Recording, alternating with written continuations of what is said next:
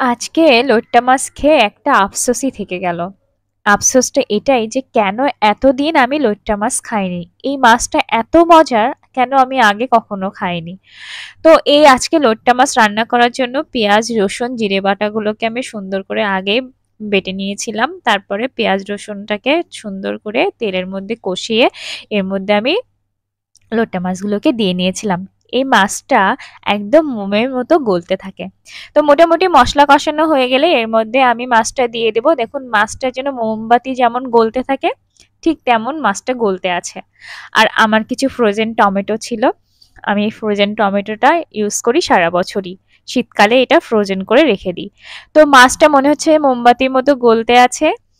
আর এর মধ্যে আমি কিছু কাঁচামরিচ দিব আর এলাচ আর লবঙ্গ দেব, যাতে একটা সামুদ্রিক মাছের যে স্মেল সেটা না আসে। এটা পুরোপুরি আমি শুকনো করব, একদমই ঝরঝরা ঠিক না, মাখা মাখা।